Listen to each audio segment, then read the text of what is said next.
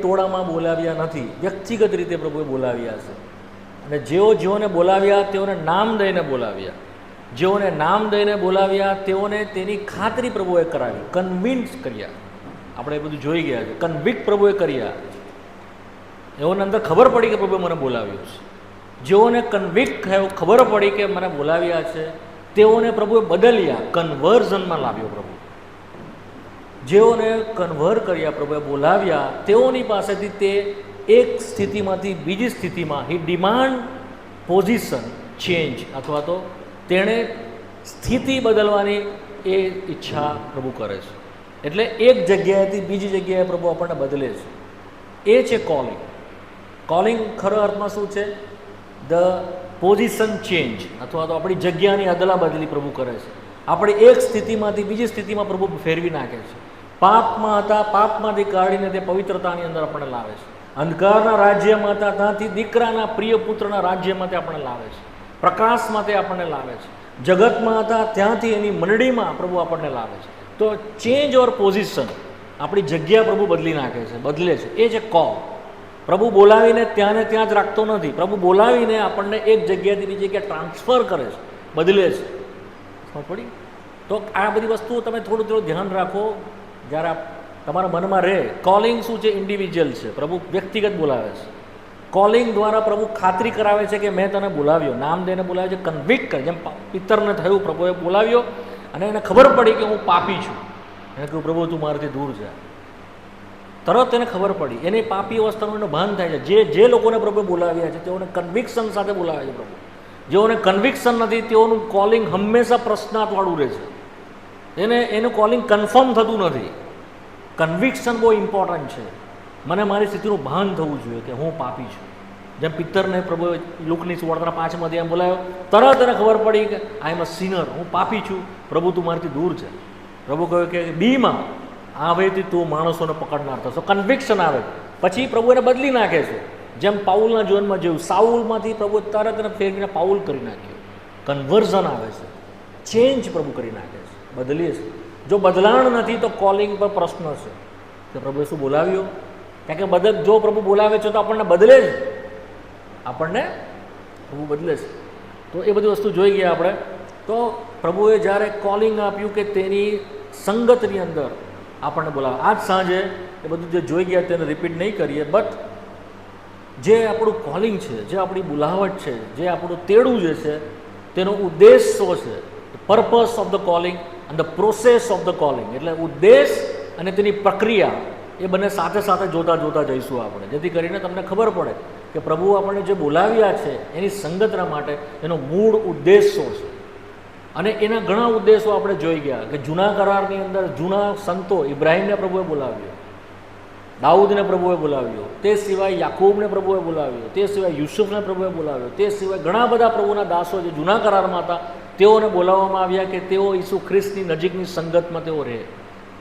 એ આપણે જોઈ ગયા છે. નવા કરારની અંદર પ્રભુએ શિષ્યોને બોલાવ્યા. તેમાં પણ આપણે 2 ભાગ પાડીને ગયા વખતે જોઈ ગયા. એક કે જ્યારે પૃથ્વી ઉપર પ્રભુ ઈસુ ખ્રિસ્તની સેવા હતી તેના દેહધારી પ્રમાણમાં, તેના જે શરીરમાં હતો ત્યારે સંગતના માટે તેના શિષ્યોને બોલાવ્યા. એ કેટલાકને પ્રભુએ લાભ આપ્યો, જ્યારે કે પિત્તર અને બીજા તેના 12 શિષ્યોને એ લાભ મળ્યો કે પ્રભુ દેહમાં હતો ત્યારે તેઓ તેની સાથે સાથે રહ્યા, તેઓએ તેને જોયો, તેઓએ તેની સાથે વાત કરી, તેઓની સાથે ખાધું પીધું. It is a great privilege. આ પૃથ્વીની ઉપર આપણો પ્રભુ હતો અને તેની સાચી સંગતમાં ફિઝિકલી પણ તેઓને પ્રભુએ કૃપા આપી કે શિષ્યો રહ્યા. પરંતુ આપણે જોઈએ કે પ્રભુ જતો રહ્યો ત્યાર પછી પાઉલને પ્રભુએ સેવામાં કે સંગતમાં બોલાવ્યો. તે આપણે જોઈ ગયા. તો નવા કરારની અંદર 2 ભાગ છે. એક તેના દેહધારી પ્રમાણની સાથે પ્રભુએ કેટલાકને બોલાયા, પણ પાઉલથી આપણે જોઈએ જ કે દેહમાં પ્રભુ નથી. હવે તે તેઓને અડકી શકતા નથી, હવે તે તેને કાનથી સાંભળી શકતા નથી, કે હવે તેને આંખથી જોઈ શકતા નથી. ઇનવિઝિબલ છે હવે. તેમ છતાં પવિત્ર આત્મામાં તેઓ તેને માણે છે. એ પાઉલનું કોલિંગ આપણે જોઈ ગયા ગયા વખતે. તો એ કોલિંગમાં આપણે પણ આજે છીએ. આપણે એને નજરથી જોતા નથી, કાનથી આપણે સાંભળતા નથી, આપણે તેને સ્પર્શ કરતા નથી, પણ આત્મામાં, ઇન અવર સ્પિરિટ, પવિત્ર આત્માને કારણે આપણે તેને અનુભવીએ છીએ, તેને સાંભળીએ છીએ, તેને જોઈએ છીએ, તેની સાથે સાથે ચાલીએ છીએ. તો આ સંગત જે છે તેને આપણે ગઈ વખતે જોઈ ગયા પાઉલના સંદર્ભમાં. ખ્યાલ આવે છે હું જે કહું છું? તો સમજ પડે છે? તો હવે આપણે કહીએ સંગત સંગત સંગત, પણ સંગત છે કાં? પ્રભુ કાં છે? આપણે કેવી રીતે તેને માણીએ છીએ, કેવી રીતે અનુભવીએ છીએ? તો પાઉલ આપવામાં આવ્યો કે જેણે આ સંગત, પ્રભુ નહોતો દેહમાં છતાં એ અનુભવી એના પૂરા જીવન દરમિયાન. એ સેમ એક્સપિરિયન્સ આપણો છે. જો પાઉલ નહીં હોતે તો આપણને ખબર નહીં પડતે આ વાત. સમજ પડે છે? જો પાઉલ આ ક્લિયર નહીં કરતે એના અનુભવમાં, તો આપણને હજુ પણ આ ખબર નહીં પડતે કે પ્રભુ ઈસુની સંગત પૃથ્વી ઉપર પણ આપણા માટે રહેલી છે. It is the blessed. પૃથ્વી ઉપર બી આપણે એને માણીએ છીએ. માટે એ બીજા કોરિન્થીના 5મા અધ્યાયમાં એ લખે છે, એ બી આપણે વાંચી ગયા છે, જોઈ ગયા છે, નહીં રિપીટ કરીએ, કે હવેથી અમે તેને એ પ્રમાણે ઓળખતા નથી. અમે તેને દેહથી જોતા નથી, આંખથી જોતા નથી, પણ આત્મામાં અમે તેને ઓળખીએ. જોઈ લે, કલમ જોઈ લો તમે. પહેલું કરંથી 5મો અધ્યાય, 2 Corinthians chapter 5 અને 16મી કલમ. હા, હા,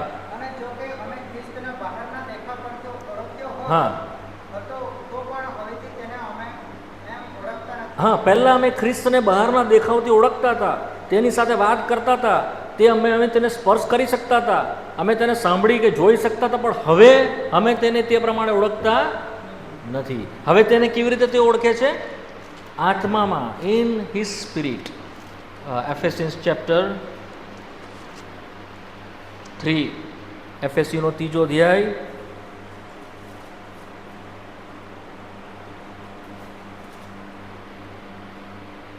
5મી કલમ.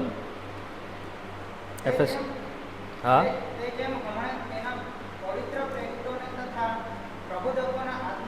હા. કેવી રીતે પ્રગટ થયો છે હવે તે?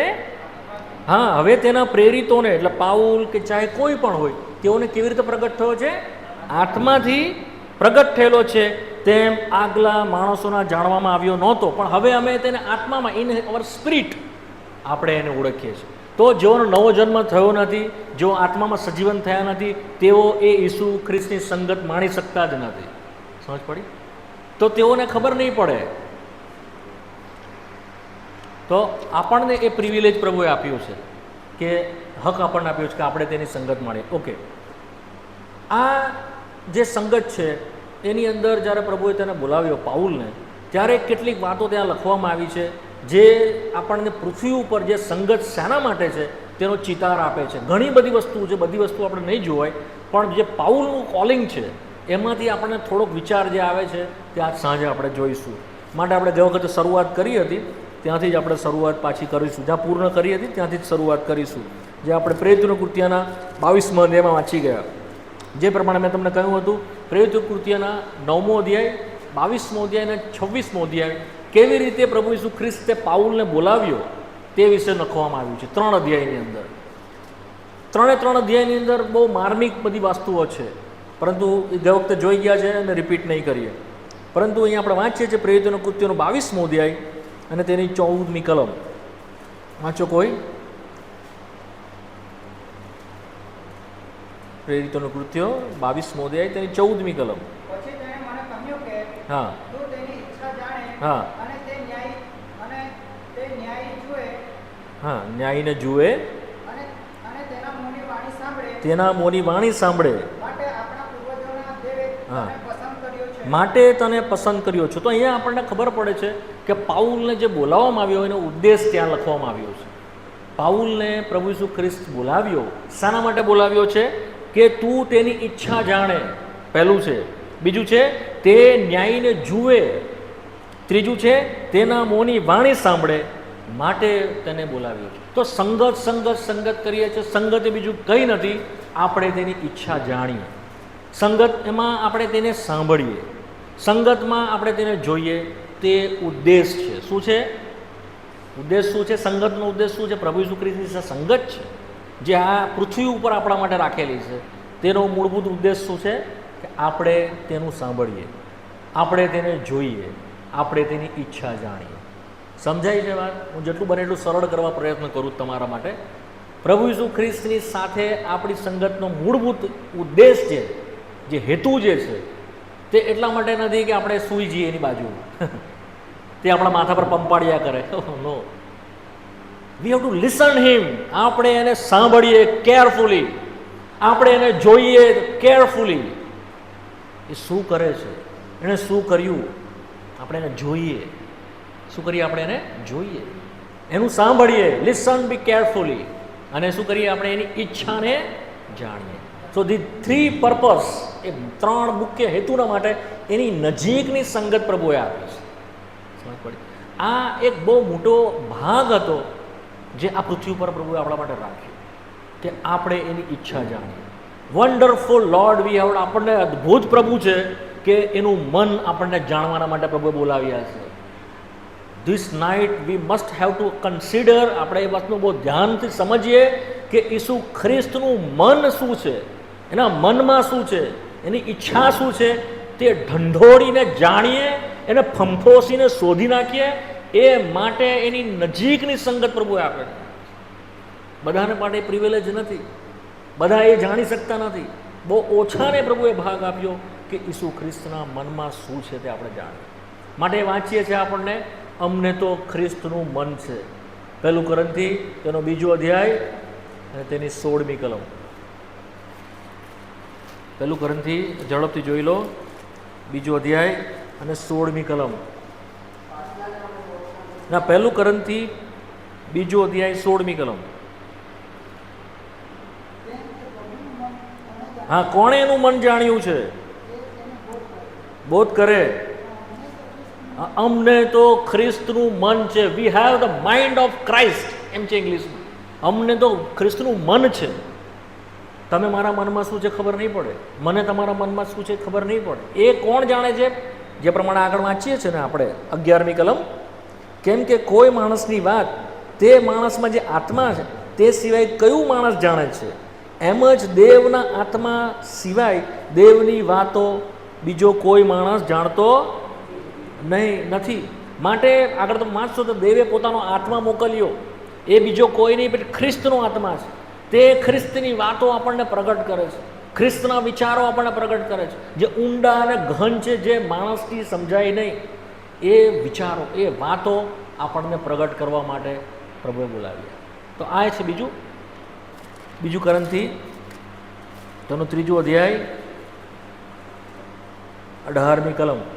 2 કોરિન્થી તેનો 3 અધ્યાય 18મી કલમ. હા હા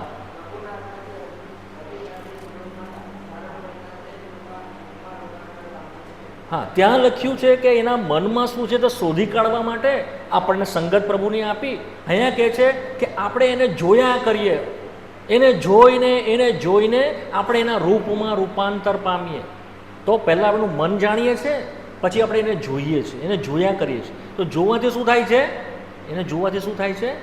એના રૂપમાં રૂપાંતર થાય છે. વાંચીએ છીએ ને, પ્રભુના આત્માથી અધિક મહિમા ધારણ કરતા તે જ રૂપમાં રૂપાંતર પામીએ છીએ. તો એનું જોવા દ્વારા આપણે ઈસુ ખ્રિસ્તની પ્રતિમામાં બદલાતા જઈએ છીએ રોજબરોજ.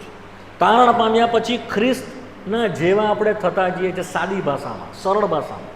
This is the purpose. આ પ્રભુનો હેતુ છે. સંગતમાં રહેવાનું પ્રભુનો મેઇન હેતુ શું છે? એના મનમાં જે છે તે શોધી કાઢીએ અને એને જોતા એક દિવસ આપણે એના જેવા પૂરી રીતે બદલાઈ જઈએ. સમજ પડી? તો એના જોવા દ્વારા આ બને છે. ત્રીજું છે, એને સાંભળવા દ્વારા શું બને છે? પિત્તરે આપણે કહ્યું કે અનંત જીવનની વાતો તો તારી પાસે તમે ક્યાં જઈ? એનું સાંભળવા દ્વારા અનંત કાળ સુધી ટકનારા જે વાના છે એ આપણામાં ઉત્પન્ન થાય છે. એનું સાંભળવા દ્વારા, એની ખંતીની વાણી સાંભળવા દ્વારા આપણામાં અનંત જીવન ઉત્પન્ન થયા કરતું હોય છે. મરણ આપણાથી દૂર જાય છે અને આપણે જીવનમાં બદલાઈએ છીએ. કારણ કે જીવનની વાતો કોની પાસે છે? એની પાસે. તો એને ન કેવળ જોવા, પણ એનું સાંભળવા દ્વારા આપણામાં જીવન લાવવામાં આવે છે. પહેલું. બીજું, એનું સાંભળવા દ્વારા આપણને પ્રકાશ આપવામાં આવે છે, લાઇટ આપવામાં આવે છે, અજવાળું આપવામાં આવે છે, જેથી આપણને ખબર પડે છે કે અંધારું શું છે, અજવાળું શું છે, સત્ય શું છે ને અસત્ય શું છે. એનું સાંભળવા દ્વારા આપણામાં શુદ્ધતા ઉત્પન્ન થાય છે. યોહાનની સુવાર્તા તેનો 15મો અધ્યાયની 3જી કલમ. જે વાતો મેં તમને કહી તે દ્વારા તમે શુદ્ધ થઈ ગયા છો. શું થઈ ગયા છો? કેવી રીતે? જે વાતો મેં તમને કહી. તો એનું સાંભળવા દ્વારા આપણે પ્યોરિફિકેશનનું કામ થાય છે, સેન્ટિફિકેશનનું કામ, શુદ્ધતા આપણામાં આવે છે. સાબુથી જ આપણને શોધ નહીં થાય, શેમ્પૂથી શુદ્ધ નહીં થાય. Most inner part. વિશ્વાસીની સૌથી દયનીય હાલત જો છે તે શુદ્ધ અંતઃકરણ છે, જે એની પાસે હોતું નથી. માટે દાઉદ પ્રાર્થના કરે છે ગીત શાસ્ત્રી 51માં, મારામાં શુદ્ધ હૃદય ઉત્પન્ન કર. વાંચીએ છે ને શું કહે છે પ્રાર્થનામાં? મારામાં શુદ્ધ હૃદય. એનો અર્થ શું છે કે આપણી પાસે નથી ક્લીન કોન્શિયસ, ક્લીન હાર્ટ આપણી પાસે નથી, પરંતુ તેની વાણી સાંભળવા દ્વારા, ઈસુ ખ્રિસ્ત સાંભળવા દ્વારા આપણામાં શુદ્ધતા આવતી જાય છે. રફતે રફતે, ધીમે ધીમે ધીમે ધીમે. તમને ખબર બી નહીં પડશે, તમારી ખરાબ ઈચ્છાઓ જવા માંડશે, તમને સારી ઈચ્છાઓ આપવા માંડશે, ખરાબ દ્રષ્ટિ જવા માંડશે, સારી દ્રષ્ટિ આપવા માંડશે. કોઈ તમને શીખાડશે નહીં, કોઈ તમને ફરજ નહીં પાડે, કોઈ હંટર લઈને તમારી પાછળ નહીં પડે. તમને આપોઆપ આ થશે. કેવી રીતે થશે? એની સંગતમાં રહેવા દ્વારા, એને જોવા દ્વારા, એને સાંભળવા દ્વારા, એની ઈચ્છા જાણવા દ્વારા. તો આ મેં તમને ટૂંકાણમાં કહ્યું. હવે ઝડપથી આવી જઈએ, થોડુંક એના વિશે ડિટેલમાં જોઈશું.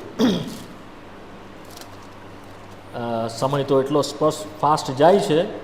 એનીવે, જેટલી પ્રભુ આપણને સહાય કરશે એટલું આપણે જોઈશું. પ્રેરિતોનું કૃત્ય 22મા અધ્યાયમાં આવી જાઓ ઝડપથી. અહીંયા લખે છે કે તેણે મને કહ્યું કે તું તેની ઈચ્છાને જાણે. આ સૌથી પહેલાં પ્રભુનો પર્પઝ હતો. શું હતો? તું તેની ઈચ્છાને જાણે. આપણે જોઈએ છે કે જે વખતે મેં કીધું, જેવું પાઉલનું બદલાણ થયું, પ્રભુએ પોતાની ઈચ્છા એને પ્રગટ કરવા માંડી. સૌથી પહેલાં પ્રભુએ એની ઈચ્છા પ્રગટ કરી, જે મેં તમને ગઈ વખતે કહી. તમને યાદ છે કોઈને? It is a reveal will. હવે સમજીએ, પ્રભુની ઈચ્છા બે પ્રકારની છે. એક છે રિવીલ, એટલે પ્રગટ થયેલી ઈચ્છા, અને બીજું અનરિવીલ વિલ, એટલે એ પ્રગટ થયેલી નથી, તમારે શોધવાની છે. દરેક માણસમાં એક ઈચ્છા કે જે પ્રગટ કરેલી જ છે પ્રભુ, એને શોધવાની જરૂર નથી. જે પ્રમાણે વાંચીએ છીએ 1 તિમોથીના 2 અધ્યાયની 4th કલમમાં, દેવની ઈચ્છા છે કે સઘળા માણસોનું તારણ થાય. એ પ્રભુની ઈચ્છા છે. બધા જ માણસ તારણ પામે, બચે. એ રિવીલ વિલ છે. હવે પ્રભુ મારે તારણ પામવું કે નહીં પામવું એવું પૂછવાની જરૂર. પ્રભુની ઈચ્છા છે તમે તારણ પામો, તમે બચી જાઓ, એ પ્રભુની ઈચ્છા છે, રિવીલ છે. પ્રભુની ઈચ્છા છે કે બેપ્ટિઝમ લો, એ હવે શોધવાની નથી. જેવો ઉદ્ધાર થાય છે આ રિવીલ વિલ છે. એટલે શું? પ્રગટ થયેલી ઈચ્છા છે. ડુ બેપ્ટાઇઝ, તમે બાપ્તિસ્મા લો, એટલે જેવો તારણ થાય છે તરત આપણે બાપ્તિસ્મા લેવાનું છે. આ પ્રગટ થયેલી ઈચ્છા છે. પાપમાંથી હવે છૂટીને, જગતમાંથી છૂટીને તમે સેપરેટ થાવ, અલગ થાવ, આ રિવીલ વિલ છે. હા, શોધવાની જરૂર નથી. આપણે પાપ અને પ્રભુ બંનેની સાથે રહી શકતા નથી. એક મ્યાનમાં 2 તલવાર રાખી શકતા નથી. એક ચાકરથી 2 ધણીની ચાકરી થઈ શકતી નથી. આ રિવીલ વિલ છે. આ શોધવાની જરૂર નથી. ઓલરેડી ઇટ ઇઝ રિવીલ, પ્રગટ થયેલી છે. તો અહીંયા ગાડી પાઉલને પ્રભુએ 2 ઈચ્છા પ્રગટ કરી શરૂઆતમાં, કે તું શહેરમાં જા, તારા માટે જે ઠરાવેલું છે તે તને કહેવામાં આવશે. આ પ્રભુએ એને પ્રગટ કર્યું. એણે આધીન થયો અને તે આધીન થઈને ગયો. બીજું, એણે બેપ્ટિસ્મા લેવાનું કીધું, એણે બાપ્તિસ્મા લીધું. પણ પછીની વિલ પ્રભુ એને પ્રગટ કરતો ગયો. પ્રેરિતોનું કૃત્યના 13મા અધ્યાયમાં આવી જાઓ, એક્સ ચેપ્ટર 13. હવે તમે જોશો અહીંયા આગળ રફતે રફતે પ્રભુ એની આગળ પોતાની ઈચ્છા પ્રગટ કરતો ગયો. પ્રેરિતોનું કૃત્યો તેનો 13મો અધ્યાય અને તેની 2 3 કલમ વાંચો. હા, બરાબર. હા હા,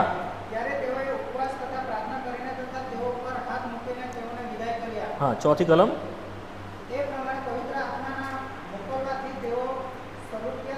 હા, હવે અહીંયા તમે જુઓ છો કે પાઉલને બારનાબાસને પવિત્ર આત્માએ કહ્યું, એટલે વડીલોને કહ્યું કે જેઓને મેં બોલાવ્યા છે મારા કામને વાસ્તે તેઓને અલગ કરો, હાથ મૂકીને.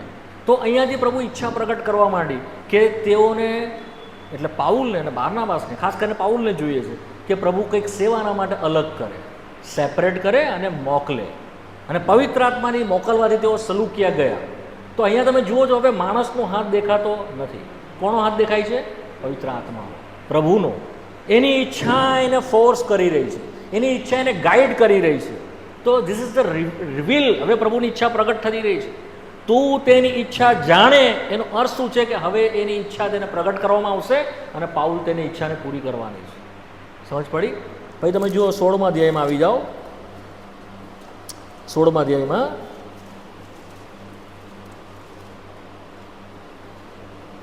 છઠ્ઠી કલમ વાંચો, 6-7 ઝડપથી. પ્રેજ 16. હા હા હા, સુવાર્તાને બોધ કરવાની મના કરી. હા હા, 7મી કલમ. હા હા હા, ઈસુના આત્માએ જવા દીધા નહીં. હવે વાંચો 9મી કલમ.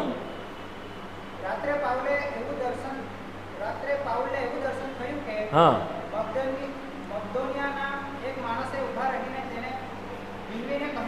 હા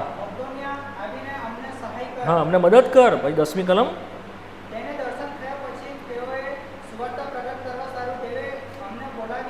હા હા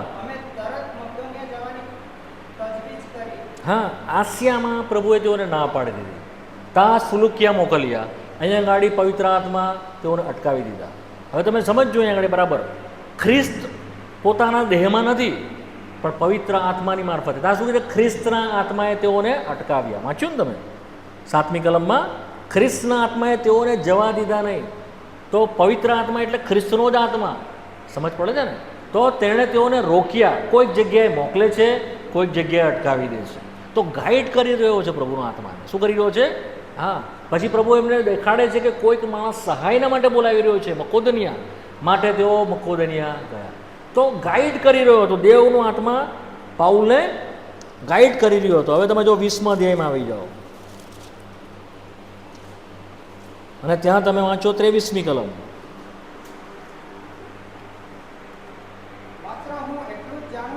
હા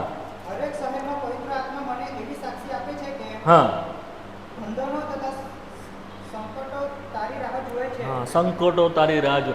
ખાલી સેવાના માટે બોલાવ્યા, અલગ કર્યા, કોઈક જગ્યાએ જવાનું કીધું, કોઈક જગ્યાએ ના પાડી, એટલું જ નહીં. ધીમે ધીમે ધીમે દેવનો આત્મા એટલે કે ખ્રિસ્ત પોતે તેઓને દુઃખોની તરફ, સંકટોની તરફ દોરી રહ્યો હતો. સી એ બહુ કેરફુલી તમે સમજો. આપણને ગમતું હોય, આપણને બહુ કમ્ફર્ટેબલ હોય, આપણને બહુ સારું લાગતું હોય, ત્યાં જ પ્રભુ દોરતો નથી. સમજ પડી? દેવની ઈચ્છામાં દોરવાવું છે તો તમારા માટે ગમે તે માર્ગમાં થઈને પ્રભુ તમને લઈ જશે. ચાહે તે ખીણનો માર્ગ હોય, ચાહે તે ઉપર પહાડનો માર્ગ હોય. તરાઈનો એટલે દુઃખનો ભાગ, પહાડનો એટલે આનંદનો ભાગ. કોઈ પણ ભાગમાં તમને પ્રભુનો આત્મા તમને દોરીને લઈ જાય. તો એની દોરવણી, એની ઈચ્છા આપણે જાણવી જોઈએ. પ્રભુ મને ક્યાં દોરી રહ્યો છે? પ્રભુ મને ક્યાં લઈ જઈ રહ્યો છે? પ્રભુ મારા માટે શું વિચારી રહ્યો છે? શું કરવા માગે છે? ઓકે, હવે તમે જુઓ એ જ 21મા અધ્યાયમાં આવો અને તેની 13મી ને 14મી કલમ વાંચો. 21મો અધ્યાય 13 ને 14. હા હા હા હા, મરવાને પણ તૈયાર છું. 14મી કલમ.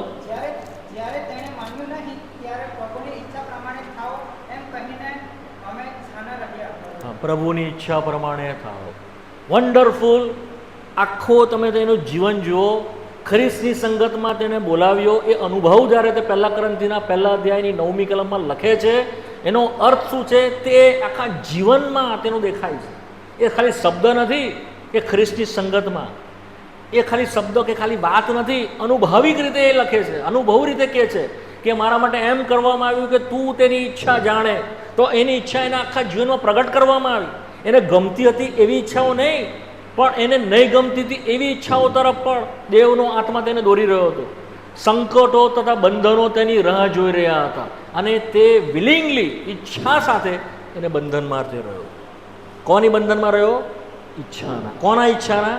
ખ્રિસ્તની ઈચ્છાના. સમજ પડી? આ જ વાત પ્રભુ ઈસુ ખ્રિસ્તના સંદર્ભમાં આપણે જોઈએ છીએ. વાંચીએ છીએ હિબ્રુના પત્રમાં, તારી ઈચ્છા પૂરી કરવાના હું આવ્યો. તેણે પિતાની ઈચ્છા પૂરી કરી. માટે આપણે આખા એની સુવાર્તા, યોહાનની સુવાર્તાની અંદર વાંચીએ છીએ, તેની ઈચ્છા પૂરી કરવી તે મારું અંત છે. હું મારી મરજી પ્રમાણે કશું કરતો નથી, પણ તેની ઈચ્છા પૂરી કરવાને હું આવ્યો છું. તેની ઈચ્છા પૂરી, એ જ ભાગ આપણા માટે તેણે રાખ્યો. આપણે કોલિંગ જે છે, એની સંગત જે છે, તે આપણે એની ઈચ્છા જાણીએ અને ઈચ્છાને પૂરી કરીએ.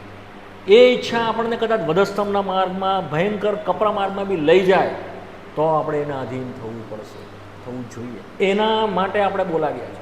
તો સંગત કરીએ છીએ. સંગત it is not a easy task. જે ફેલોશિપ જે છે તે દુઃખોમાં થઈને જાય છે ને. આપણે જોઈએ, જો પાઉલના તમે જીવન પરથી જો, એણે કહ્યું વધસ્તંભના માર્ગની અંદર એટલે સુધી એ ગયો. ગલાતીઓના પત્રમાં આવો તમે, 2 અધ્યાય ને 20મી કલમ, ગલાતી 2 ને 20.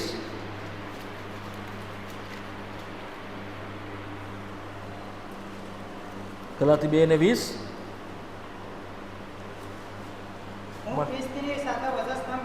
હા, આઈ એમ ક્રુસિફાઈડ વિથ ક્રાઇસ્ટ. બસ ખ્રિસ્તની સાથે વધસ્તંભે જડાયો. What is the meaning of that? આનો મતલબ શું છે? Fellowship on the cross. That is the meaning of that. એનો અર્થ છે સંગત ક્યાં? વધસ્તંભ પર. ક્યાં સંગત? ક્યાં? વધસ્તંભ પર. ખ્રિસ્તની સાથે વધસ્તંભ પર જડાયો. What a great thought it is. કેવો અદ્ભુત આ વિચાર છે. આપણને કમ્ફર્ટ ઝોનમાં સંગત ગમે છે. કેવા ગમે છે? કમ્ફર્ટ ઝોનમાં આપણી સારું લાગે એવી સંગત ગમે છે. બટ પ્રભુના આત્મા એને દોરતો એટલે સુધી પહોંચ્યો એ હું ખ્રિસ્તની સાથે વધસ્તંભ પર જડાયો. જો 6 અધ્યાયમાં આવો, એ ગલાતીનો પુસ્તકમાં, અને તેની 14મી કલમમાં શું લખે છે? હા, હા, હા, હા. નો મોર વર્લ્ડ બટ ધ ક્રોસ. હવે જગત નહીં પણ વધસ્તંભ. જગતના માટે હું વધસ્તંભ પર ચડાઈ ગયો. મારા માટે જગત મારા માટે વધસ્તંભ પર ચડાઈ ગયો. મારે એની કોઈ લેવા દેવા નથી, મારે એને કોઈ નિસ્બત નથી. બીજા અર્થમાં હી એમ્બ્રેસ, અથવા તો ભેટી પડેલો છે વધસ્તંભને. હી એમ્બ્રેસ ક્રોસ. વધસ્તંભને ભેટી પડેલો છે. Why? The Christ is on the cross. ખ્રિસ્ત જે વધસ્તંભ પર છે એને ભેટેલો છે. સમજ પડી? તો ફેલોશિપ, સંગત જે ખ્રિસ્તની છે, જો એ વધસ્તંભ પર છે તો હું વધસ્તંભ પર હોઈશ, એનો અર્થ છે. સમજ પડી? જો એ વધસ્તંભ પર છે મારો પ્રભુ, તો હું પણ એની સાથે વધસ્તંભ પર હોઈશ. માટે વાંચીએ 17મી કલમ. તસ્દી ન આપે.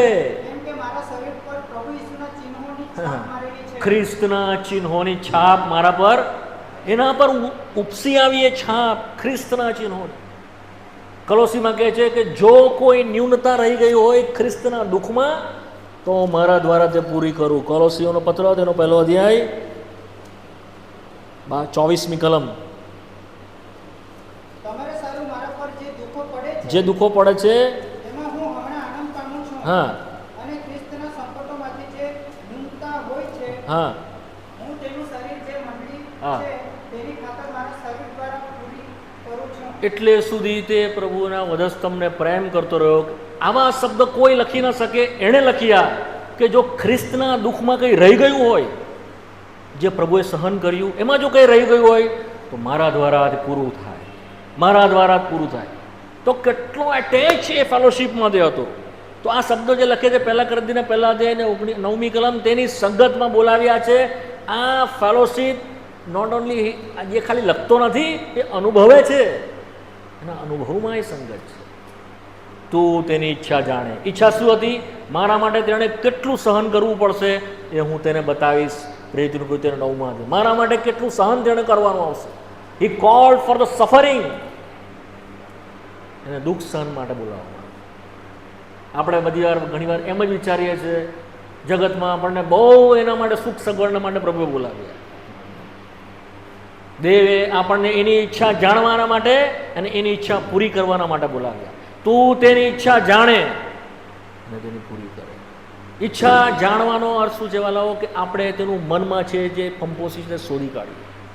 એણે જાણ્યું કે મારા માટે મારા પ્રભુએ શું રાખ્યું છે અને તે અધીન થતો રહ્યો. કદી તેને સામે નહીં થયો, કદી નહીં, એ આધીન થતો રહ્યો. તો એની ઈચ્છા કેવી રીતે જાણાય વાલાઓ? એના માટે આપણને શેની જરૂર છે કે આપણે એની ઈચ્છાને જાણીએ? આજ સાંજે એ પણ થોડુંક જોઈ લઈએ. સૌથી પહેલાં તો એની ઈચ્છા આપણે એના સંકલ્પો તરફ લઈ જાય છે, અથવા એના વિચારો તરફ અને તેના જે સિદ્ધાંતો, એના જે મર્મો છે તે તરફ પણ આપણને લઈ જાય છે. યોહાનની સુવાર્તા 7મો અધ્યાય અને 17મી કલમમાં ત્યાં લખવામાં આવ્યું છે. વાંચો યોહાન 7 ને 17. વાંચી જાઓ ઝડપથી, કોઈને મળે તો. જો કોઈ તેની ઈચ્છા પૂરી કરવા ચાહે હા, તો આ બોધ વિશે તે સમજશે હા, કે એ દેવથી છે કે હું પોતાથી બોલું છું. જો કોઈ તેની ઈચ્છા પૂરી કરવા ચાહે તો આ બોધ વિશે સમજશે. તો પ્રભુનો બોધ, પ્રભુનું વચન એ જેઓ તેની ઈચ્છા જાણવાના માટે તૈયાર છે તેઓના માટે છે. નહીં તો તમને આમાં કંઈ જ ખબર નહીં પડશે. આજે કેમ દેવનું વચન લોકો સમજી શકતા નથી? Because they are not ready to obey the will of God. દેવની ઈચ્છા પૂરી કરવાની મરજી હોતી નથી, ઈચ્છા હોતી નથી, માટે દેવને વાતો ખબર પડતી નથી. આ પાઉલના જીવનમાં જોઈએ કે તે તૈયાર હતો દેવની ઈચ્છા પૂરી કરવાના માટે સૌથી વધારે પ્રેક્ટિકલોનો પ્રભુ એને ખોલ્યા, સૌથી વધારે સિદ્ધાંત પ્રભુ એને ખોલ્યા, ડોક્ટ્રીન કહેવામાં આવે છે, સૌથી વધારે સત્યતા વચનની તેની આગળ ખોલવામાં આવી. સમજાય છે હું જે કહું છું? તો તેઓની આગળ વધારે ને વધારે પ્રકાશ પ્રભુ ખોલતો જાય છે જેઓ તેની ઈચ્છા પૂરી કરવાના માટે તૈયાર છે. તો આ સેકન્ડ હતું. પહેલું એના જીવન દ્વારા પૂરું થાય માટે. બીજું સર્વ સત્યતા અને સિદ્ધાંતો અને ડોક્ટ્રીન અને જે પ્રભુનો બોધ છે તે ખબર પડે માટે તેની ઈચ્છા ખબર પડી. ત્રીજી વસ્તુ, આપણા જીવનની અંદર શુદ્ધતા, આપણું જીવન આત્મિક રીતે બુદ્ધિ પામતું જાય માટે દેવની ઈચ્છા આપણે જાણીએ છીએ. એફેસીઓનો પત્ર 5મો અધ્યાય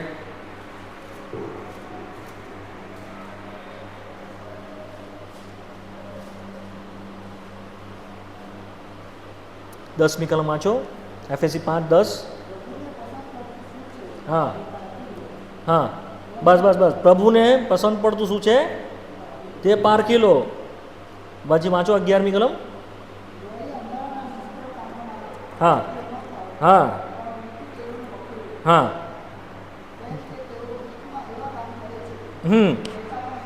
હા, બસ બસ. હવે 15મી કલમ. હા હા હા, 17મી કલમ. 17મી કલમ. હા, પ્રભુની ઈચ્છા એટલા માટે આપવામાં આવે છે અથવા પ્રગટ કરવામાં આવે છે કે જેથી કરીને આપણું જીવન શુદ્ધ થતું જાય. કેવું થતું જાય? શુદ્ધ થતું જાય. આપણે જે ગુપ્તની અંદર જે કામો છે તેનાથી દૂર હટીને આ જ્વાળામાં એટલે પ્રકાશમાં જે છે તેમાં આપણે ચાલતા થઈએ. આપણું જીવન વધારે ને વધારે ઉજ્જવળ થતું જાય. જે પ્રમાણે પ્રકટીકરણમાં જે છે લખવામાં આવ્યું છે, જે ન્યાયી છે તે વધુ ન્યાયી થતો જાય, જે શુદ્ધ છે તે વધુ શુદ્ધ થતું જાય. તો દેવની ઈચ્છા જાણશો તો જ આપણા જીવનમાં શુદ્ધતા આવશે. સમજ પડી? ન કેવળ આપણા જીવનમાં તે પૂરું થાય છે, ન કેવળ આપણે જે પ્રભુનું વચન છે તે સમજતા થઈએ છીએ, પણ આપણું જીવન બદલાયેલું હોય છે, શુદ્ધતા આપણામાં આવતી જાય છે. નહીં તો શું હશે? બંને બાજુનું જીવન હશે. ડુએલ લાઈફ કહેવામાં આવે છે, ડબલ માઇન્ડેડ, બે મનવાળું. પાછળની સ્ટડીમાં એ બધું આવશે. ડિવાઈડ હાર્ટ આપણું નહીં થાય. જે આપણું હૃદય અલગ થવું જોઈએ જગતથી એ નહીં થાય. આપણે સાથે સાથે બધું ભેળસેળ કરીને ચાલશું. તો અહીંયા આગળ વાત લખવામાં આવી છે કે શું કહે છે? અણસમજુ ન થાઓ પણ પ્રભુની ઈચ્છા શી છે તે સમજો. શું છે પ્રભુની ઈચ્છા? આ બધાથી અલગ થાવ. એના માટે પ્રભુ એની ઈચ્છા આપે છે. બીજું એફએસી 4માં આવો, એમાં જ છો આપણે. 20મી કલમમાં છો. એફએસી 4:20. હા, તમે શું શીખ્યા નથી? વાંચો પછી. સાંભળ્યું હોય. હા હા હા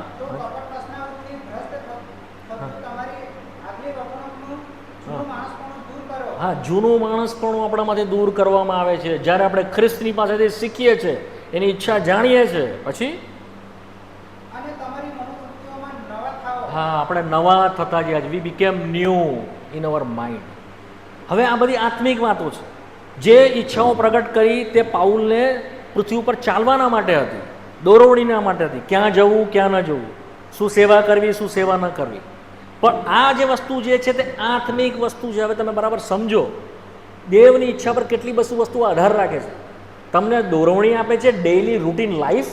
તમને દેવના વચનના સમજણ આપે છે, સિદ્ધાંતો ખબર પડે છે, ડોક્ટ્રીન શું છે, મંડળીનો ડોક્ટ્રીન શું છે, પવિત્ર આત્મા શું છે, બેપ્ટિઝમ શું છે, રેપ્ચર શું છે, તે સો મેની ડોક્ટ્રીન્સ બહુ બધા છે અંદર.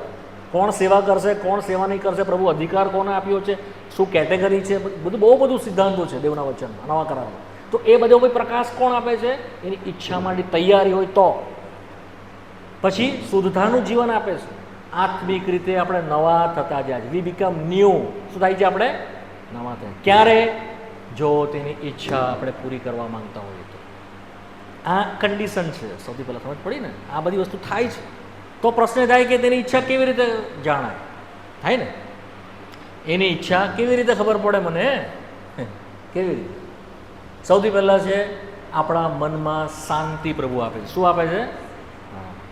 યશાયાનું પુસ્તક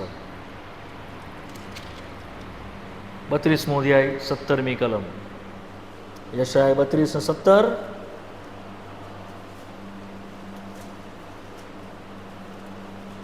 વાંચો, ઝડપથી વાંચો. મારો સમય મારો તો બીજું બહુ આપવાનું છે. હા, ન્યાયપણાનું કામ શાંતિ છે. બસ. ન્યાયપણાનું કામ શાંતિ છે.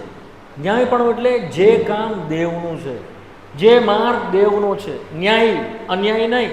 તો દેવના માર્ગમાં ચાલવાના માટે દેવ આપણે શું આપે છે? શાંતિ આપે, પીસ. તો જ્યારે તમને કોઈ પ્રશ્ન હોય, કોઈ સમસ્યા હોય, તમે પ્રભુને પૂછો, પ્રભુ અમારે આ કરવું કે ન કરવું, પ્રભુ મારે અહીંયા જવું કે ન જવું, પ્રભુ આ નોકરી પસંદ કરવી કે ન કરવી, આ વ્યક્તિ સાથે લગ્ન કરવાના છે એ પસંદ કરવું કે ન કરવું.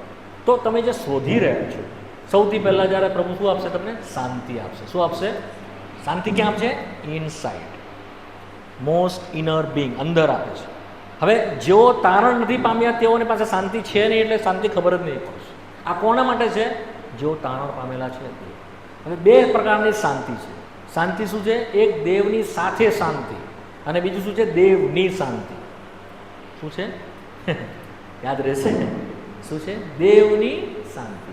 અને શું છે બીજું? દેવની સાથે શાંતિ. જેઓની દેવની સાથે શાંતિ છે તેઓને જ દેવની શાંતિની ખબર પડે છે. દેવની સાથે શાંતિ એટલે સમાધાન થયેલું છે. જેઓની સાથે દેવનો ઝઘડો નથી, શાંતિ થઈ ગયેલી છે, ઠીકઠાક થઈ ગયું છે, એ દેવની સાથે શાંતિ છે. સમજ પડી?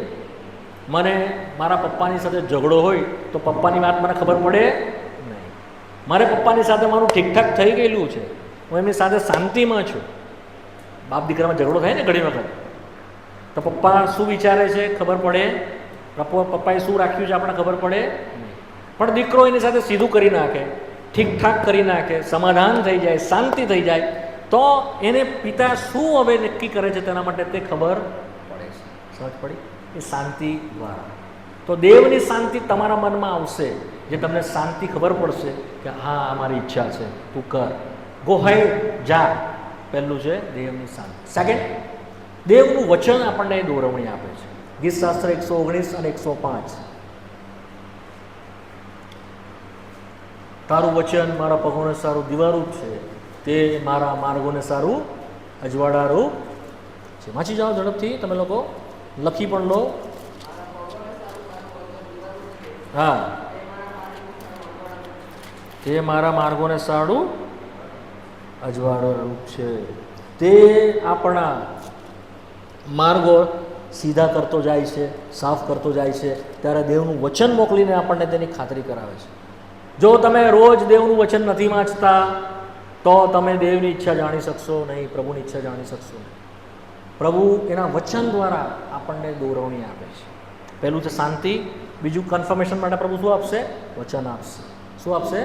આ વચનથી પ્રભુ દોરવણી આપશે. હવે આ કેવી રીતે ખબર પડશે?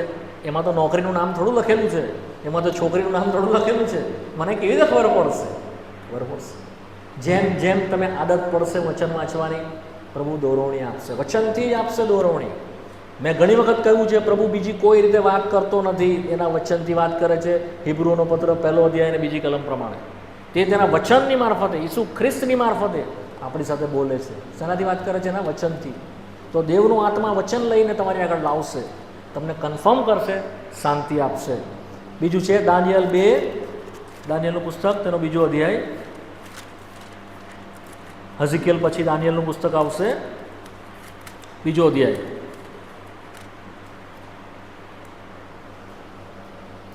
17-18 કલમ વાંચી જાઓ, ઝડપથી વાંચો. પછી દાનિયેલે પોતાના ઘેર જઈને પોતાના સાથી હનાન્યા, મિસાએલ અને હા, અઝારિયાને એ વાત જણાવી. જેથી તેઓ એ રહસ્ય.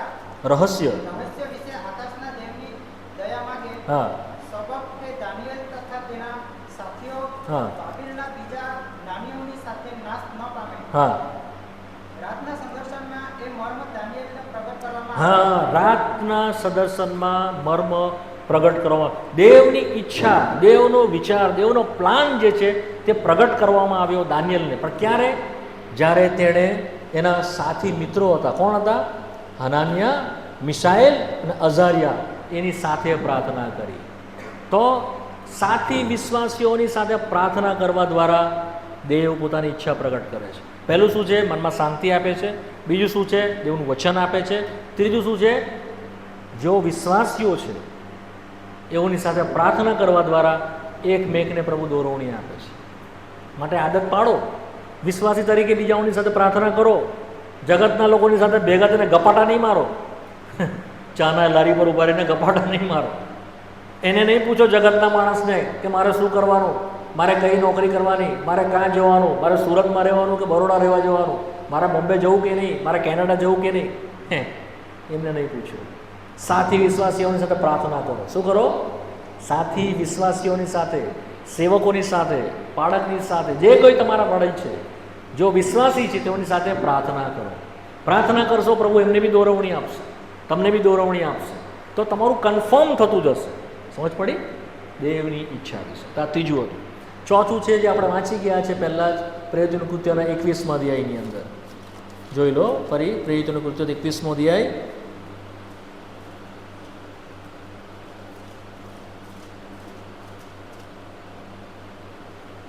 તેરમી કલમ.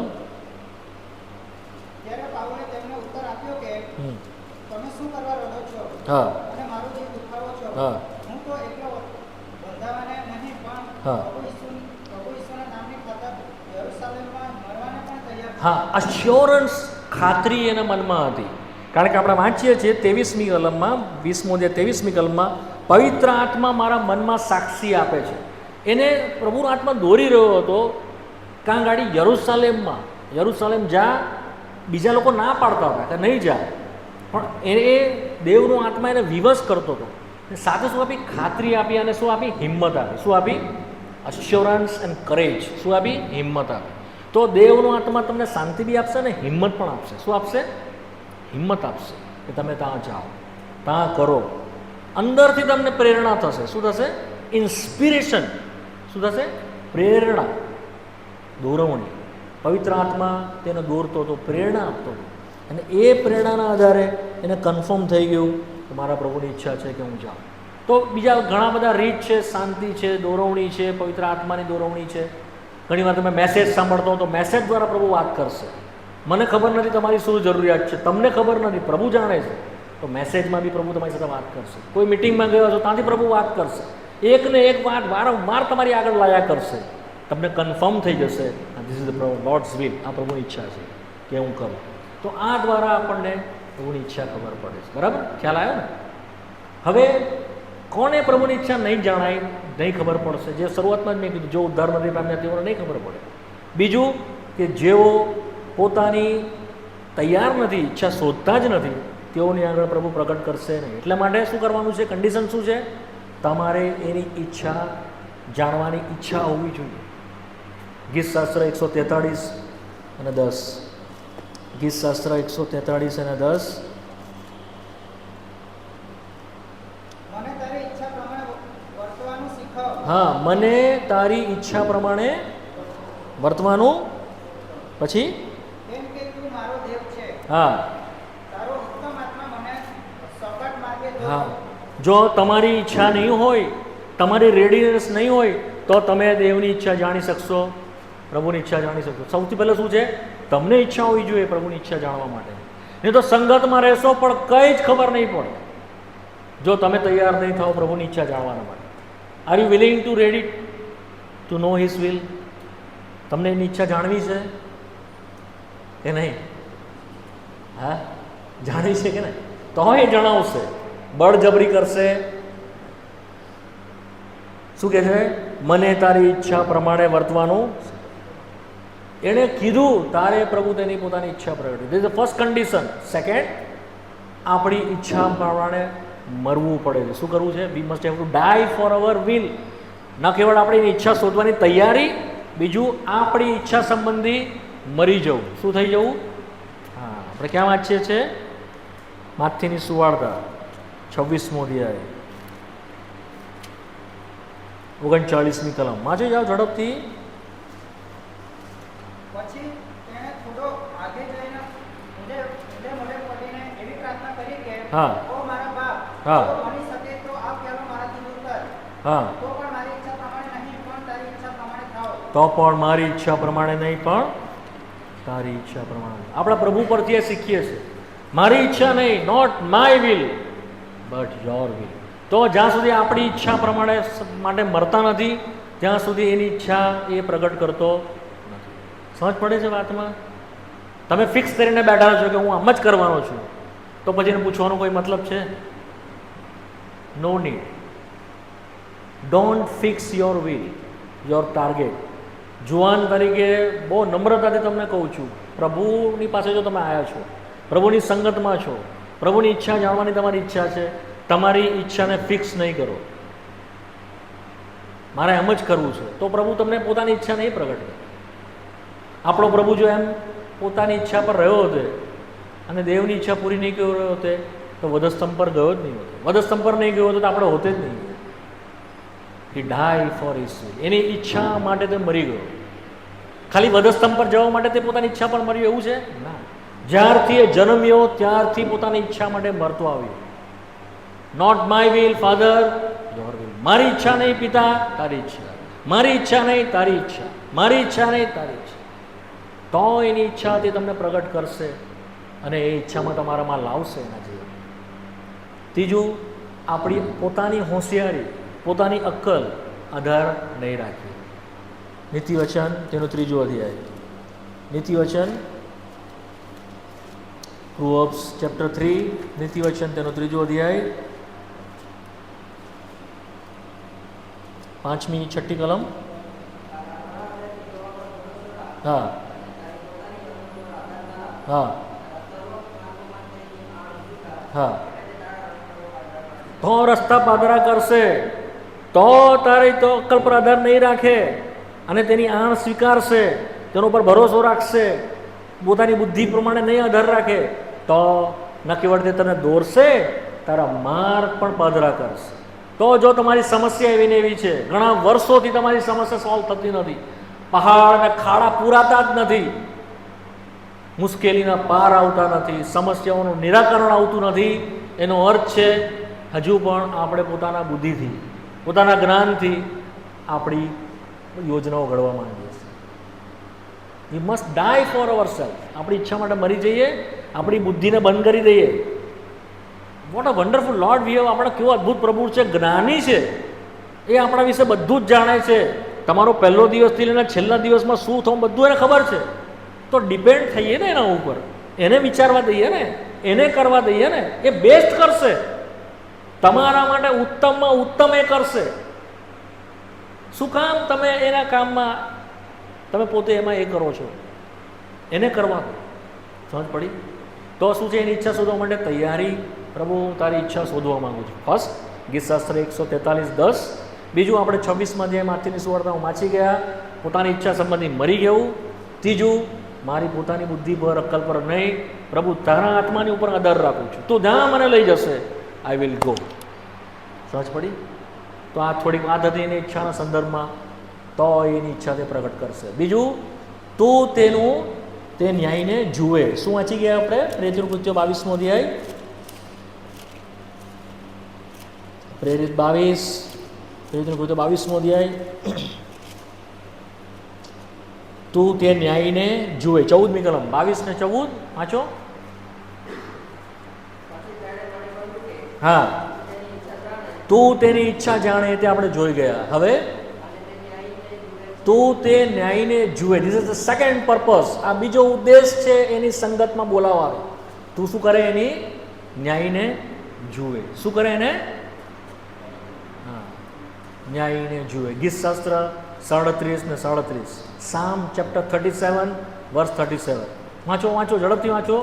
ગીતશાસ્ત્ર 37. નિર્દોષ માણસનો વિચાર કર હા, અને યથાર્થીને જો. યથાર્થીને જો. બિહોલ્ડ ધ અપરાઇટ, ઇંગ્લિશમાં એ પ્રમાણે છે. બિહોલ્ડ ધ અપરાઇટ, એ યથાર્થીને જો એમ છે. તું એ ન્યાયને જુએ. દેવના માટે આ પૃથ્વી ઉપર બીજું કોઈ ન્યાય નથી ખ્રિસ્ત સિવાય. લિસન બી કેરફુલી. અને એની ઈચ્છા છે કે આપણે એને સતત જોયા કરીએ. લિસન બી કેરફુલી. એ યથાર્થીને જો. એ કેવી રીતે ચાલ્યો એના પૃથ્વી પરના જીવન દરમિયાન, એ કેવી રીતે વર્ત્યો, એની નમ્રતા, એની દીનતા, એની આધીનતા, એનો પ્રેમ, એને સતત જોયા કરો. શું કરો? એને સતત જોયા કરો.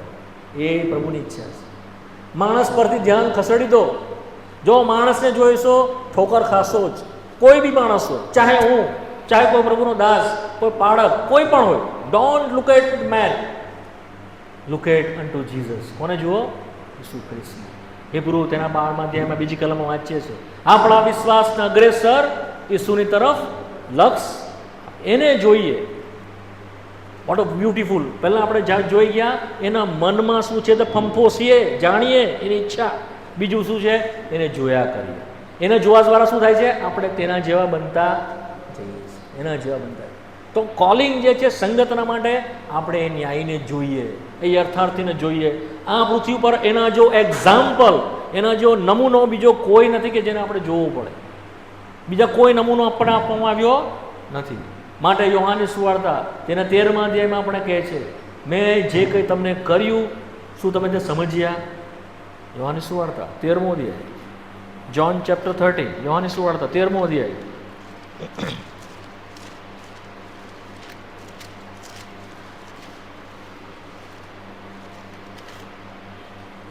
12મી કલમ. એ પ્રમાણે તેઓના પગ ધોઈ રહ્યા પછી હા, પોતાના લુગડા પહેર્યા હા, અને ફરીથી બેસીને તેઓને કહ્યું કે હા, મેં તમને શું કર્યું છે મેં શું કર્યું તે તમે સમજ્યા તે સમજ્યા તમે? 13મી કલમ. તમે મને ગુરુ તથા પ્રભુ કહો છો. તે તમે ખરું જ કહો છો. હા, કેમ કે હું એ છું. હા. 14મી કલમ. માટે મેં પ્રભુએ તથા ગુરુએ જો તમારા પગ ધોયા, હા, તો તમારે પણ એકબીજાના પગ ધોવા જોઈએ. બરાબર. કેમ કે જેવું મેં તમને કર્યું કર્યું. તેવું તમે પણ કરો. હા, એ માટે મેં તમને નમૂનો આપ્યો છે. એ યથાર્થીને જો, એ ન્યાયને જો. તેણે જે કંઈ કર્યું તમે કરો. એ માટે એણે આપણને, તો એને જોવાના માટે પ્રભુએ કેમ મૂક્યો પૃથ્વી ઉપર? એની સંગતમાં શા માટે આપણને મૂક્યા? એણે જે કંઈ કર્યું માર્વલસ. એના જીવનનો એક એક ક્ષણ, એક એક મિનિટ દેવની મહિમા, દેવની ઈચ્છા પૂરી કરવાના માટે રેડાયેલો કે અર્પાયેલો હતો. એણે કદી પોતાની ઈચ્છા પૂરી કરી નહીં. આપણે પણ જ્યારે એને જોઈએ છે, આપણે એન્કરેજ થઈએ છીએ, આપણે ઉત્તેજન પામીએ છીએ. એનાથી આપણને ઠોકર વાગતી નથી, પણ ઉત્તેજન પામીએ છીએ. જો માણસને જોઈશું ઠોકર ખાઈ જઈશું, પણ જો એને જોઈશું તો ઠોકર ખાઈશું, ઉત્તેજન પામીશું. કેવો હંબલ, રાજાઓનો રાજા, પ્રભુઓનો પ્રભુ, તેણે નમ્ર થઈને શિષ્યોના પગ ધોયા. ત્યારે આપણે એને જોઈએ છે, આપણો હૃદય ભરાય છે કે એના જેવું કોઈ નથી. માટે જો આપણે એની સંગતમાં આવીએ છીએ તો એને જોઈને એ શીખીએ છીએ કે આપણામાં બી એ નમ્રતા આવે. નહીં તો નહીં આવે. આપણે ઘમંડી છે, આપણે અભિમાની છે, આપણે ઉપરથી ઉતરવા માંગતા જ નથી, જગ્યા છોડવા માંગતા જ નથી, પકડી રાખવા માંગીએ છીએ. કદાચ આપણી પાસે બહુ બાહ્ય અભિમાન નહીં હોય, પણ આંતરિક આત્મિક અભિમાન બી હોય. હું કંઈક છું. પ્રભુ બચાવે આપણને એનાથી. બી હમ્બલ, આપણને નમ્ર બનાવે, દીન બનાવે. બીજું બહુ બધું છે, બધું જો કહેવા જવા તો બહુ વાત થઈ જશે, પણ એને જોઈએ છે, બીજા કોઈને જોતા નથી. લુકની સુવાર્તા 9મો અધ્યાય, લુક ચેપ્ટર 9. પણ તમે તમારા સમયમાં જોજો, માથી, માર્ક, લુક અને યોહાન જે 4 સુવાર્તા છે એ ઈસુ ખ્રિસ્તને જોવા માટે છે, કે કેવી રીતે ચાલ્યું, કેવી રીતે જોયો. તમે તમારા સમયમાં જોજો. એ બીજું બધું ભૂલી જાઓ, કંઈ સમજ નહીં પડે, કંઈ નહીં, કોઈની વાત નહીં સમજ પડે, કંઈ નહીં, કંઈ ગૂંચવાડો લાગે કે અહીંયા આમ છે, અહીંયા તેમ, છોડી દો. 4 સુવાર્તા પ્રભુએ આપી છે, માથી, માર્ક, લુક, યોહાન. એમાં પ્રભુ ઈસુ ખ્રિસ્તનું જીવન છે, તમે એ જ જુઓ, બીજું બધું ભૂલી જાઓ. બીજી કંઈ નહીં સમજ પડે, કંઈ વાંધો નહીં, એનું જુઓ, એ કેવી રીતે જીવ્યો, એની ગભાણથી શરૂ થઈને વધસ્તંભ સુધી ગયો, એને જુઓ. તમે એ ન્યાયને જુઓ. અદ્ભુત છે આપણું. એની પાસેથી જોઈને આપણે શીખીએ છીએ અને એના રૂપમાં બદલાઈએ છીએ. That is the will, that is the purpose. ઉદ્દેશ જે સંગતનો તે આ છે. લુક 9મો અધ્યાય 35મી કલમ 35 ને 36. વાદળામાંથી એવી વાણી થઈ કે હા, આ મારો દીકરો છે, હા, મારો પસંદ કરેલો, હા, તેનું સાંભળો. હા. તે વાણી થયા પછી ઈસુ એકલો દેખાયો. તે વાણી થયા પછી કોણ દેખાયું? ઈસુ એકલો દેખાયો. પછી તેઓ છાના રહ્યા, છાના રહ્યા. અને તેઓએ જે જે જોયું હતું હા. તેમાંનું કંઈ પણ તે દિવસોમાં કોઈને કહ્યું નહીં. મૂસા જતો રહ્યો, એલિયા જતો રહ્યો, જે પહાડ પર પ્રભુ લઈ ગયા. નાઉ નો મોર એક્સેપ્ટ ક્રાઇસ્ટ. ઈસુ ખ્રિસ્ત સિવાય એ પહાડ પર તેઓએ બીજા કોઈને જોયો નહીં. ઇન અવર લાઈફ ખ્રિસ્ત સિવાય આપણા જીવનમાં બીજા કોઈની ઉપર આપણી દ્રષ્ટિ નહીં હોવી જોઈએ. એનો મતલબ એમ છે, પ્રભુએ આકાશમાંથી વાણી, આ મારો વાલો દીકરો, આ માય બિલવડ સન, એનું સાંભળો, એને જુઓ. તમારા મુખ કદી ઝંખવાડા પડશે તો ધીસ નાઇટ, આ સાંજે પ્રભુ કરે, આપણે તેને જોઈએ. અને તેનામાં આ જ વાત પ્રભુએ પ્રેરિતોના કૃત્યના 3જા અધ્યાયમાં પણ આ જ વાત લખી. કલમ બી જોઈ લો, પ્રેરિતોના કૃત્ય 3જો અધ્યાય, પ્રેરિત 3 22મી કલમ.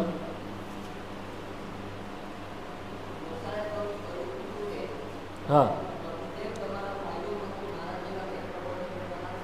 હા, આ 3જું છે. ન કેવળ તેને જોઈએ, પણ હવે શું કહે છે? તેનું સાંભળે. જો કોઈ તેનું નહીં સાંભળશે તો શું થશે? શું થશે? 23મી કલમ. જે કોઈ માણસ તે પ્રબોધકનું નહીં સાંભળે તેના લોકોમાંથી પૂરેપૂરો નાશ થશે. એ જ વસ્તુ લુકની સુવાર્તા 9મા અધ્યાયમાં આપણે વાંચી ગયા. ન કેવળ તેને જુઓ, પણ તેને સાંભળો. આ બાપની ઈચ્છા છે. તો આપણને એવું સાંભળવાના માટે બોલાવ્યા છે. યોહાનની સુવાર્તાના 2જા અધ્યાયમાં આવો. યોહાનની સુવાર્તા 2જો અધ્યાય,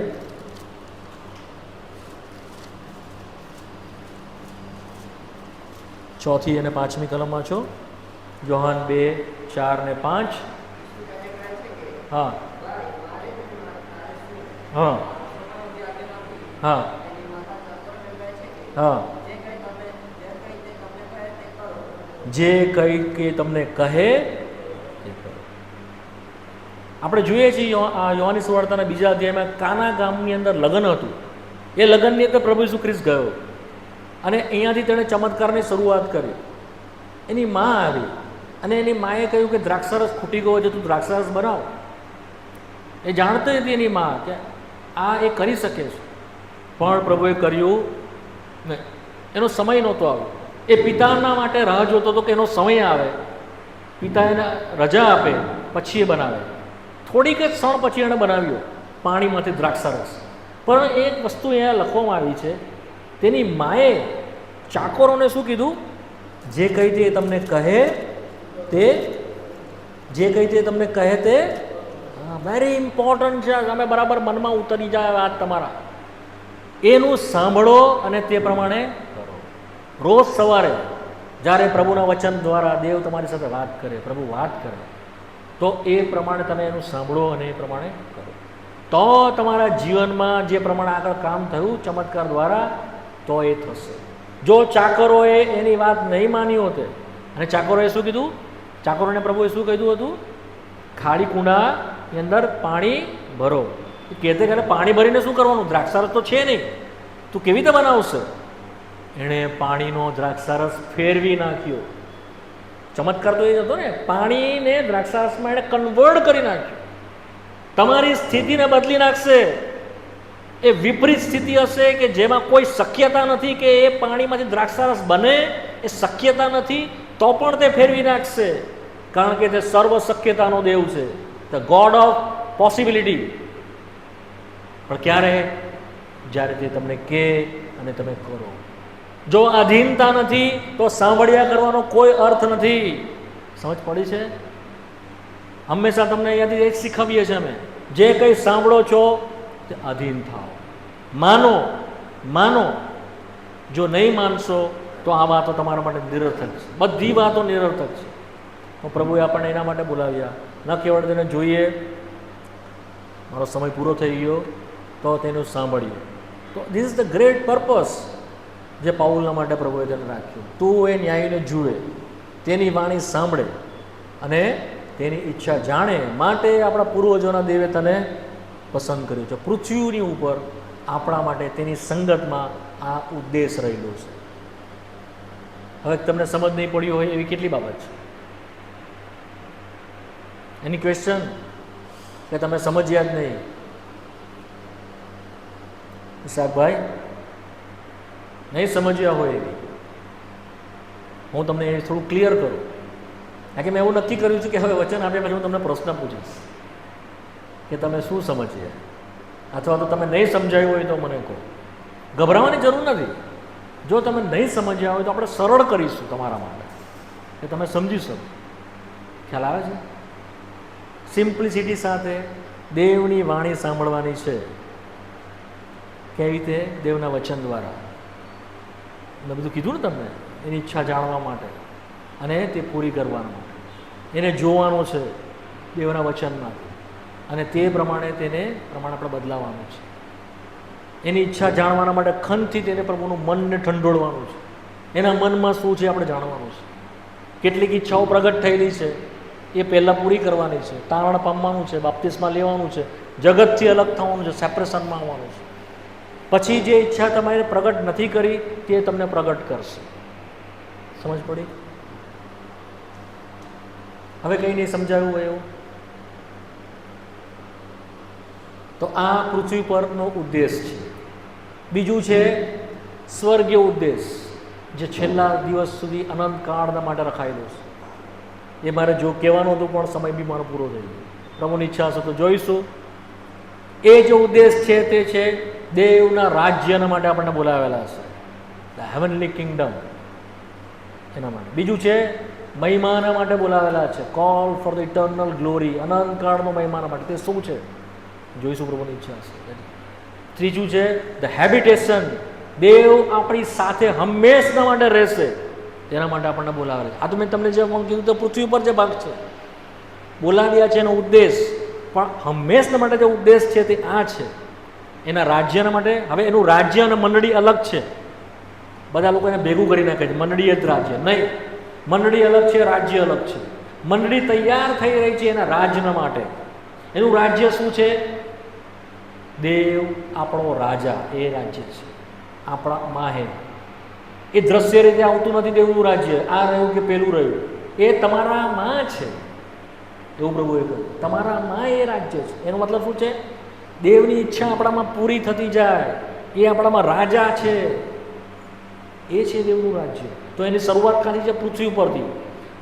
છેવટે અનંતકાળમાં એ જ બનવાનું છે. દેવનું રાજ્ય જ્યારે આવશે, જ્યારે પ્રતિક્રમણ વાંચીએ છીએ, તે રાજ કરવા માંડ્યો. હવે આપણા દેવનું રાજ્ય આવ્યું છે. એનો મતલબ શું છે? Now there is no other kingdom. આપણું કોઈ રાજ નથી. આપણો પ્રભુ આપણામાં રાજા છે અને આપણા દ્વારા તે રાજ કરશે. એ છે બધું. અને બીજું છે એની હેબિટેશન, એની સંગતમાં આપણે હંમેશા માટે રહીશું. હવે આ બહુ માર્વલસ છે. મેં તમને થોડુંક વખતે કહ્યું હતું, એ બહુ ઊંડો વિચાર છે. જો પ્રભુની ઈચ્છા હશે તો તમે આવતી વખતે સમજીશો, સમજાવીશું પ્રભુની ઈચ્છા હશે તો. રેસ્ટ શું છે? આરામ. શું છે? આરામ. સંગતનો ઉદ્દેશ શું છે?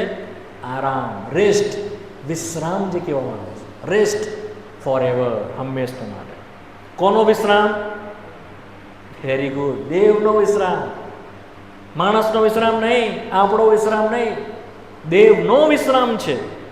જે 6 દિવસ તેણે કામ કર્યું, 7મા દિવસ તેણે વિશ્રામ લીધો. કોણે લીધો? આદમે. કોણે લીધો? દેવે.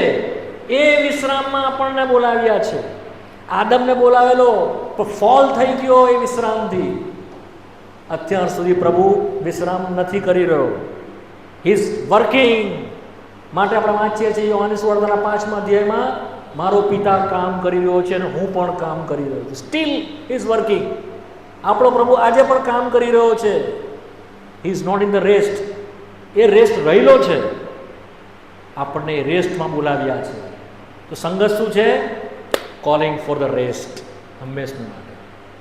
તો બધી બહુ માર્મિક વાતો છે. જો પ્રભુની ઈચ્છા હશે તો જોઈશું આગળ આવનાર સમયમાં. અને પછી જોઈશું પ્રોસેસ, પ્રક્રિયા. આ સંગતના માટે પ્રાર્થના કરવાના છે. કૃપા કરી ઘૂંટણ પર આવજો, જેવાથી અવાજ